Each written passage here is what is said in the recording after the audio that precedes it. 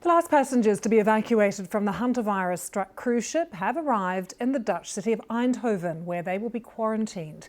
The MV Hondius departed Tenerife for the Netherlands on Monday after the final 6 passengers and some crew members disembarked.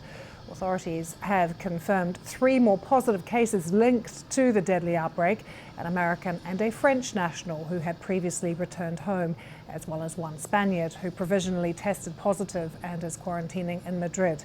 So in total, there are 7 confirmed cases and 2 suspected infections. Our reporter Vincent McAviney is outside Arrow Park Hospital here in the UK, where 22 British nationals are currently self-isolating. Well, those 22 passengers and crew that were brought here are now halfway through this initial 72-hour evaluation period. They have, the BBC understands, all been tested for the virus. They're continuing to be assessed as they await results. And then the plan is that from Thursday, depending on their living situation, they'll either go home to quarantine or they'll go to a special block on this hospital site where they will have to spend 42 days under quarantine. So far, we're told no one is showing any symptoms here that they have the virus. But as you mentioned there, the final 6 passengers disembarked from that ship yesterday. There were 4 Australians, 1 Briton and 1 Kiwi who came off the ship, which is now headed back with around 25 staff on board and 2 medical personnel to its home port in the Netherlands.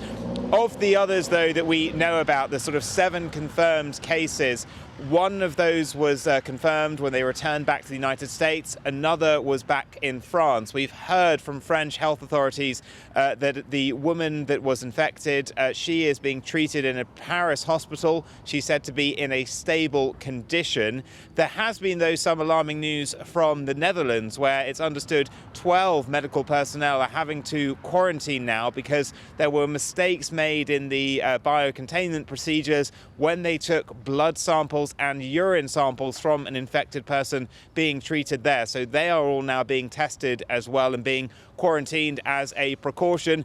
But the message from health authorities here in the UK is that there is a very low risk to the public, that they have the right procedures in place, and that this is a known virus. It's not like COVID a couple of years ago. They know what they're doing with it, and they say only close personal contact will lead to it being spread. And at the moment, everything here is under control.